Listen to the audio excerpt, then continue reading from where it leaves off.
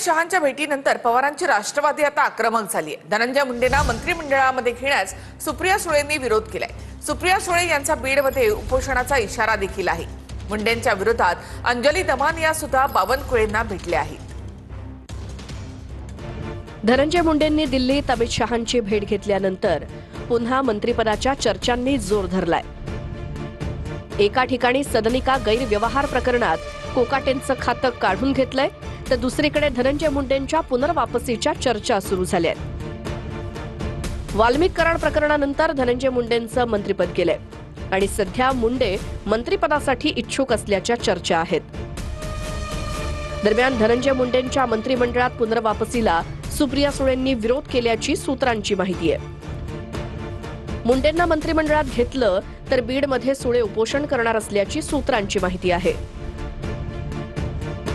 ज्याच्यावर आरोप झालेले संतोष भाऊची हत्याच्या मागच्या षडयंत्रात ज्यांचा राजीनामा तुमच्याच सरकारने गेला अशा व्यक्तीला भेटणं हे किती योग्य अयोग्य आहे? अमित भाईंनीही त्यांना भेट कशी दिली, काय कारण झालं माहिती नाही। या संदर्भातला त्यांनी अगोदरच वेळ मागितली होती, ती नेमकी काल मिळाली।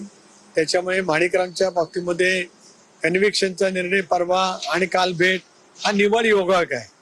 यापेक्षा त्याच्यामध्ये काय आहे असं मी काय त्या ठिकाणी मानत नाही। धनंजय मुंडे मंत्री होतील की नाही याच्याविषयी मी आता सांगू शकत नाही, पण मला असं वाटतं की त्यांना मंत्रिपदी परत स्थानापन्न करणं हे फडणवीसांना सोपं नाही। धनंजय मुंडेंनी काय करावं हे मी कसं काय ठरवू शकते? कदाचित बोला फुलाला पण गाठ पडली असेल की धनंजय मुंडे त्या ठिकाणी, कारण त्याच वेळेला अजून एक तिसरी घटना घडत होती। हा प्रश्न जर तरचा आहे। धनंजय मुंडे काल अमित शहाला भेटले, त्याच्यावर हे सगळं वादळ उठलेलं आहे। ते कोणत्या कारणास्तव भेटले याबद्दलचा खुलासा धनंजय मुंडे स्वतः करू शकतात।